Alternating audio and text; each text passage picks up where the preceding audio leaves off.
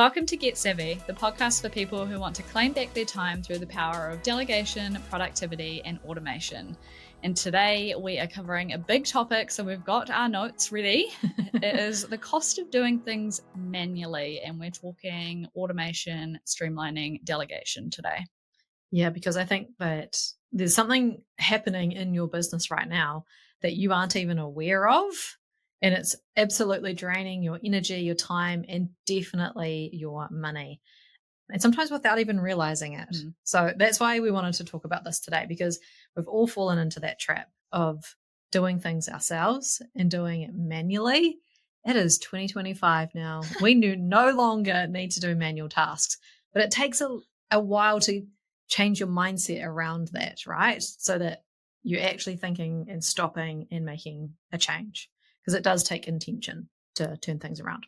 Yeah, the mindset shift is the same whether it's delegation or automation. I know I went through it when I moved into the team leader GM role and then had to delegate tasks that I had. It is a massive mindset shift. But you think about all of those tasks that you're going, oh, it's only going to take me 2 minutes. It's only going to take me 5 minutes.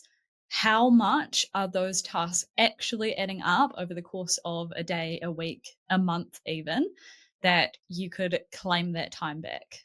And like, I understand why we do this, because I do it. I own a VA company, have many people that I could ask to do things, and I still sometimes am sitting doing something and I'm like, why am I doing this? But we know the excuses, and I have these excuses too, that, like, oh, but it's just quicker. I need the headspace to be able to do that, to be able to delegate properly. And we'll get to that. But yeah, let's start with, what is manually, like doing things manually, what does that actually mean? What does it look like in someone's business? It could look like many different things. Some examples we've got is copying data from one platform to another. So this might be your CRM. It might be before you even have a CRM, you're copying data into a spreadsheet. Into Xero. into any of those platforms that you have. Another one might be emailing manual booking confirmation. So maybe a client books in and you email them something, but you're doing that from scratch, or like copying and pasting from somewhere and sending it, which is not necessary. Yeah. And similar, typing out the exact same email response or chat response to a client 15 times a week. And I know I'm guilty of this as well, because we've added in PCM as a service, which we'll have to do a podcast episode on at some point. And I find that when people are inquiring about that, I've been going back and finding the email that I've been sending. So I've finally templated those emails and got that automated for myself now. So yeah, great. One of the tasks in my new business is for me to do the reviews of the services and profiles that people put on the platform. And oh my gosh, if I had not templated the emails, I was just doing things on repeat, like constantly making it up from scratch, like in the very first few days. And I was like, why am I doing this? This is crazy. This is going to take so long. Because you think, oh, I'll just quickly send the email, and then I'll just quickly send the next email. But actually, this is going to take so much more time. Yeah. So if you're copying and pasting emails that you've sent, let that be your first little red flag that's waving that you might be able to automate that. Sending payment reminders yourself. Now, especially in Xero, that's a function for follow-up reminders. So you definitely don't need to be doing that manually. Yep. Posting to social media one platform at a time. How many people in business are creating social media graphics and captions from scratch every time, and then downloading and uploading and posting on all the different platforms and logging in and logging out? Yeah, a lot. It's going to take a while. Yeah. All right. So we will go into some more examples as well. But like we said, these alone can feel really manageable and like, oh, it's no big deal. It's not taking me that much time. But all of those kind of tasks are adding up. So we're going to talk about what it's really costing you. And the first one is obviously time, because they are those sneaky little time thieves that, yeah, you're just like, oh, I'm not spending that much time on it. But if you actually tracked how much time you're spending on those tasks, I bet it's more than you think you are. Because, okay, maybe for one task, you're doing it quickly and it's no big deal. But you're not just doing one task, you're Mm, doing this manual process over and over and over across different manual processes. So you don't realize, oh, I'm doing so much manual work here and this is taking up a lot of time because there's a quick thing here and a quick thing there and then another quick thing and another quick thing. So they absolutely can add up really fast. mm.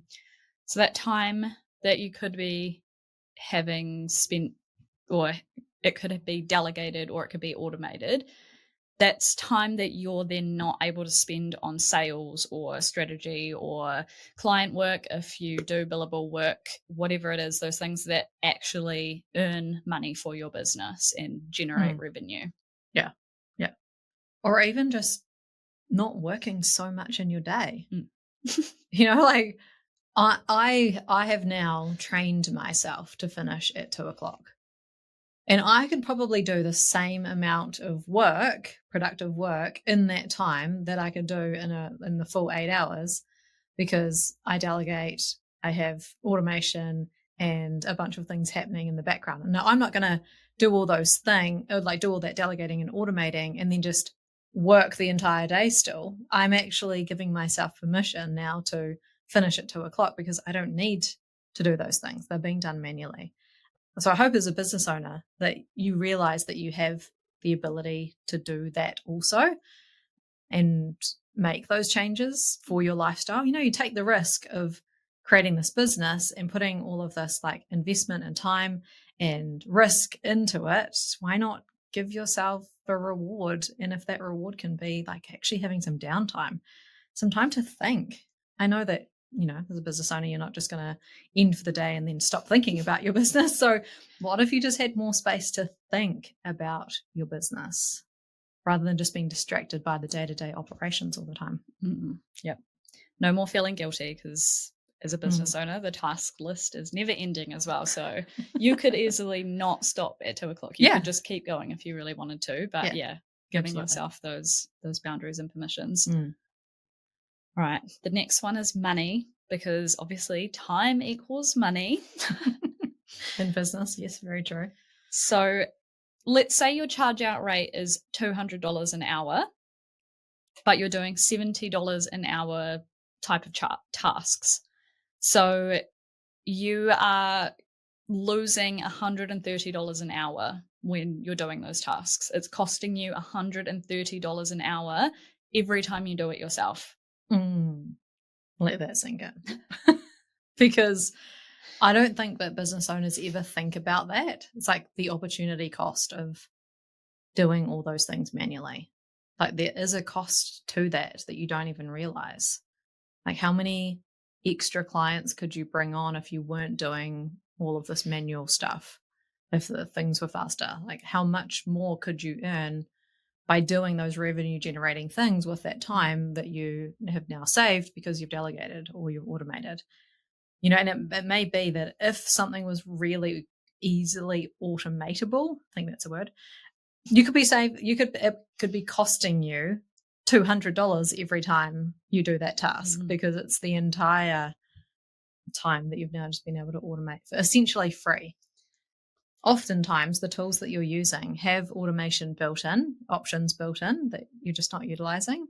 So it's not costing you any extra.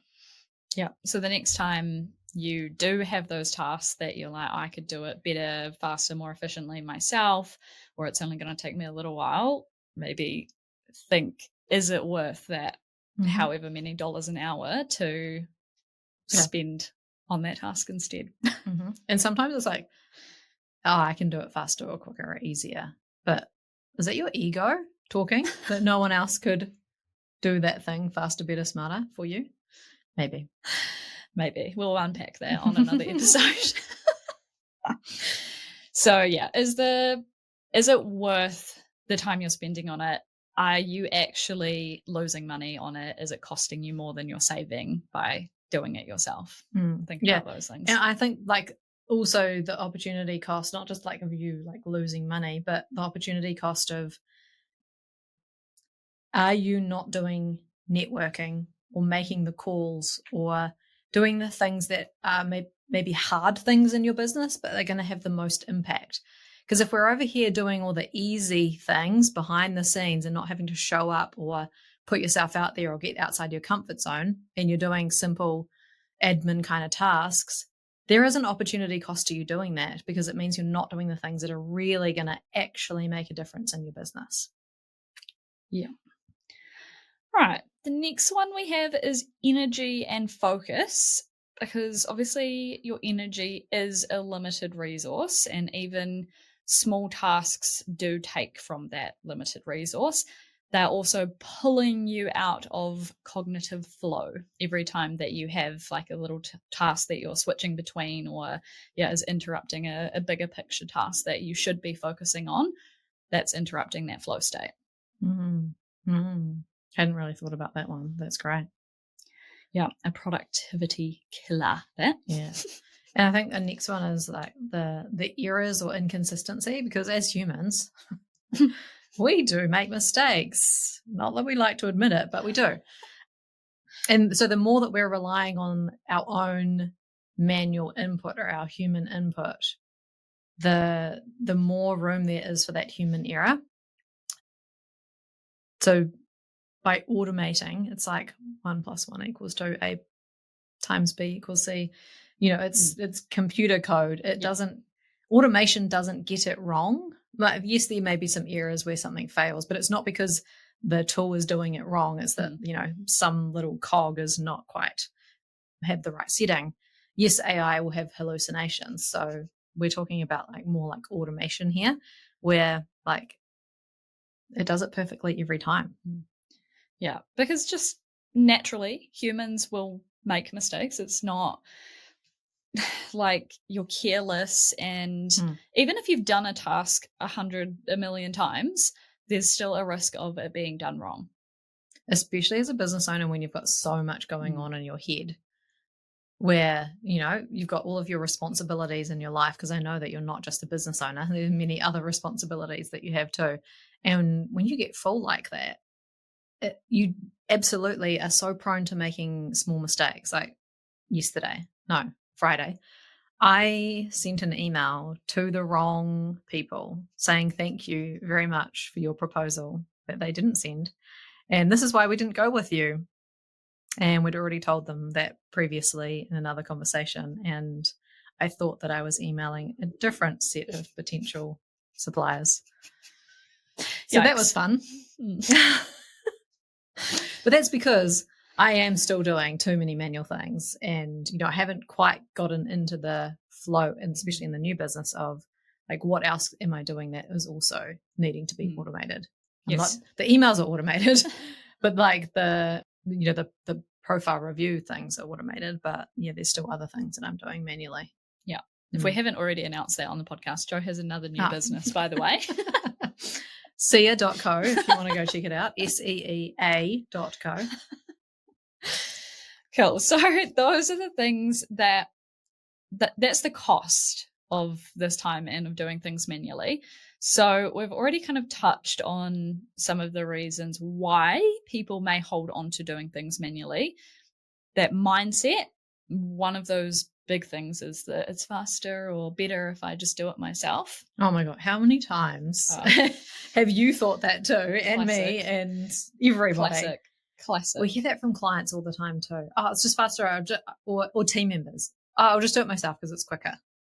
Because they feel like, oh, if I have to explain this to someone else, it's going to take 5 times longer than me just doing it now. But it's not just that one time.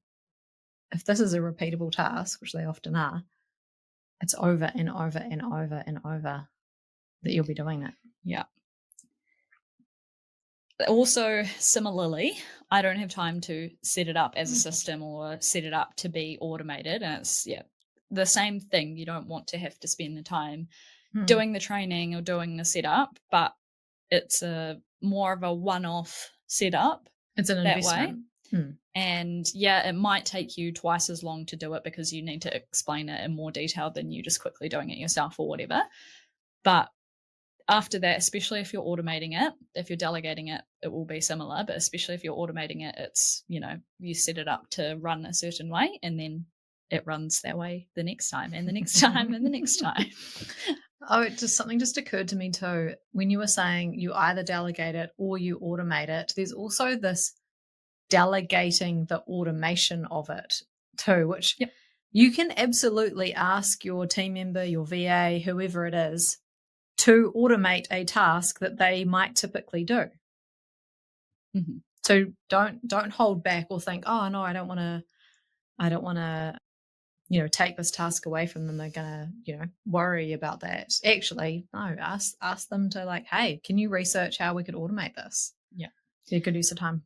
And that speaks to our third point as well, which is not being tech savvy enough or not understanding automation enough to set it up. So yeah, there are absolutely people out there that can help you with that. Because I think when someone thinks about, oh, I need to automate some tasks, sometimes you don't even know where to start with that. Like, what does that even mean? Or where would I even go? Do I have to have another tool? Or like, how do you automate something? Do you automate things in ChatGPT? Like, where do you get this from? I know that people are thinking that because now that we're in it and we understand and know how automations work and where you set these things up, I think it can be hard for some people who are brand new to this, and you may be listening and you're brand new to this. It's like, well, that's all well and good. I would love to automate some things, but I have no idea where to start. Yep.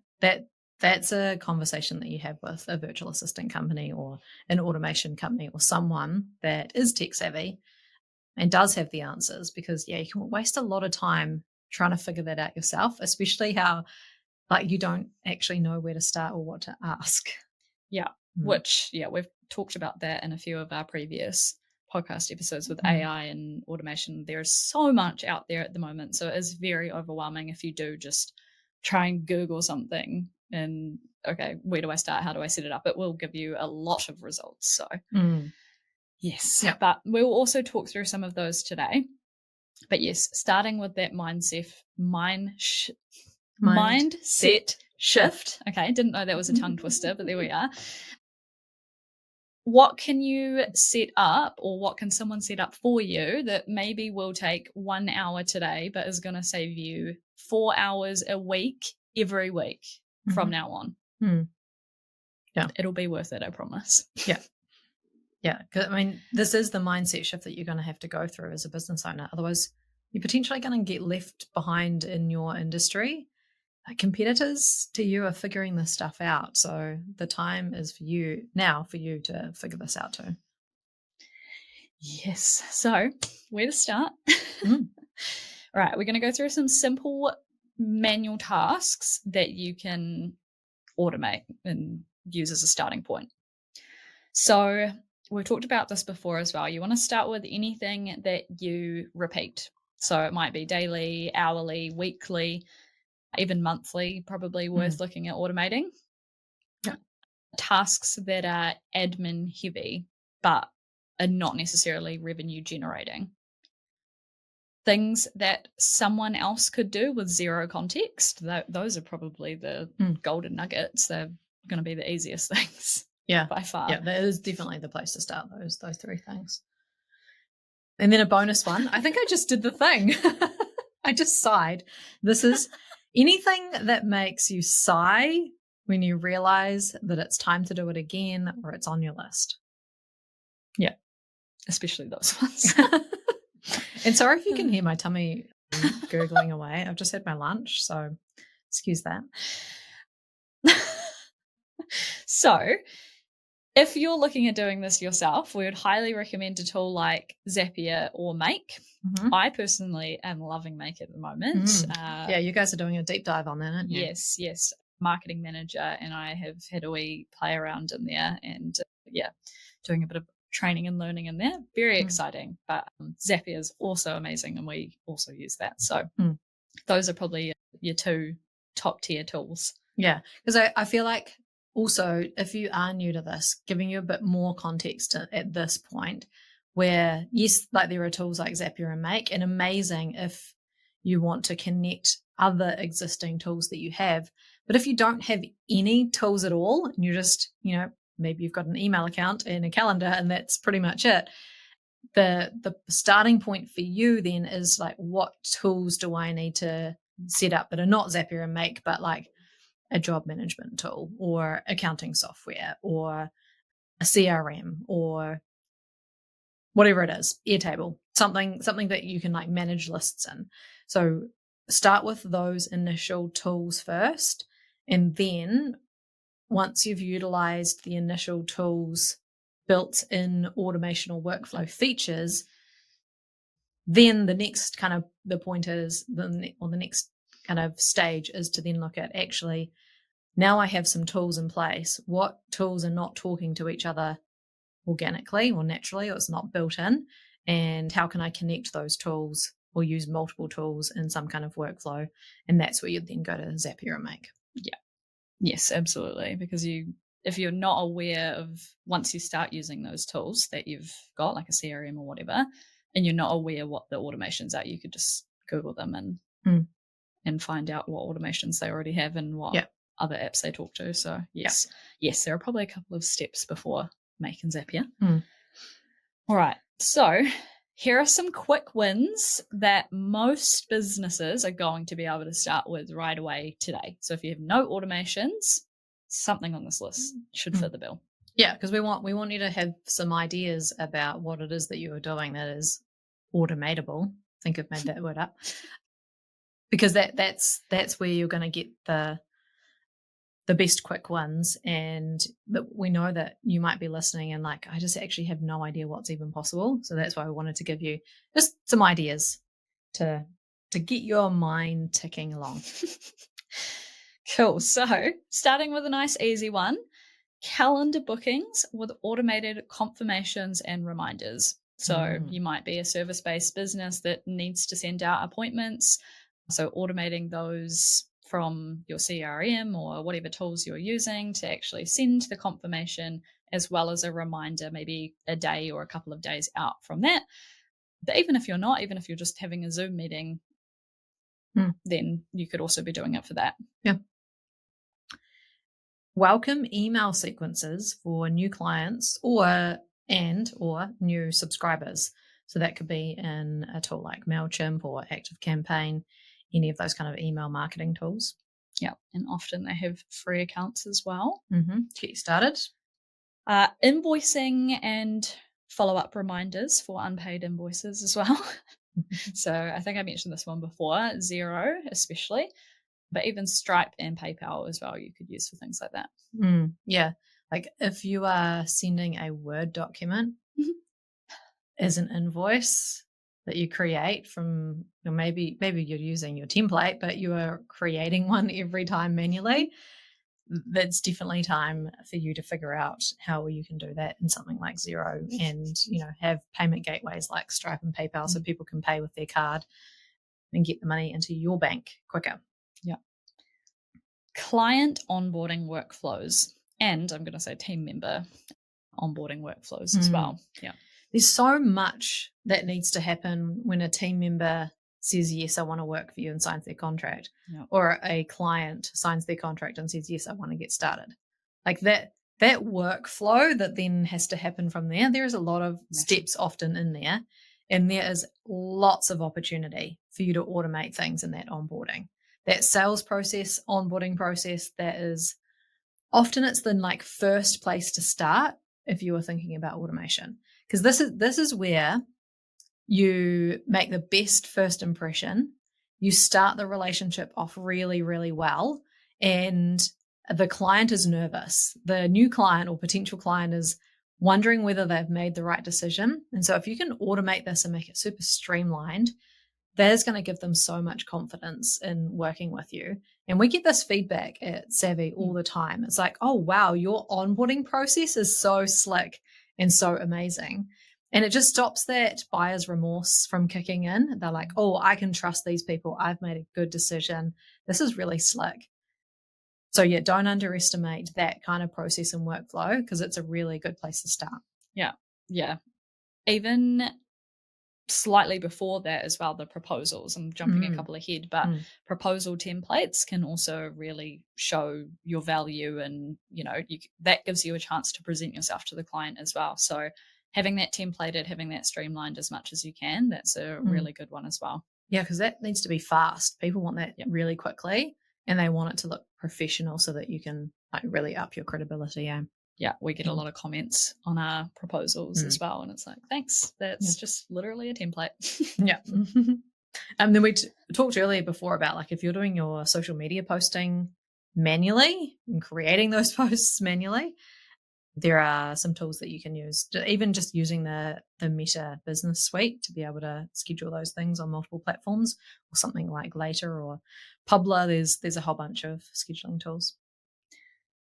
Another one is when a quote is accepted or a form is submitted and to do with a quote, then an automated draft invoice is created in something like Zero. Well, Hmm. Zero is what we'd recommend. Yeah, so if you're doing that manually, someone accepts a quote and you have to go and create the invoice. You don't have to.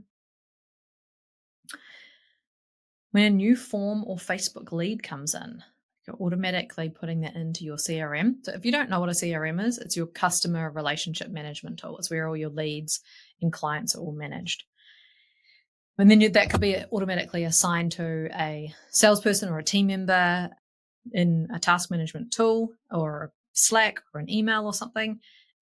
And then it could also send an automatic email to that new lead that comes in, letting them know what the booking link is to book in, or giving them some information, or just kind of letting them know, hey, we got that, and someone's going to be in touch with you. Mhm. So yeah, these don't have to be one step automations Mm, either. They can do multiple things, yeah, which is which even which better. then, if you don't know this terminology, which then makes it a workflow because it's multiple steps in a process. Using systems creates a workflow. You like Very, that? very nice. If you use, say, something like Slack or another messaging tool, every time you make a sale, you could get it to send you a message in a certain Slack channel. It might just send you some dollar signs, go ka-ching, we made this sale. I think this is really good for a business owner, right? Because I've done this in both, not at Strictly Savvy, because it's a bit different. It's like a service-based business, client signing up. But if you're actually selling things like courses, or making a sale on a platform of some kind, then this is like a really good boost. And it's a nice, like, quick, hey, oh, you've made a sale. Maybe you do need to do something when a sale comes in. But especially if you are a new business, we're doing this in New Business SEA, we actually want to see when someone makes a booking on the platform, like we want it to ping us, and so that we can keep this momentum going.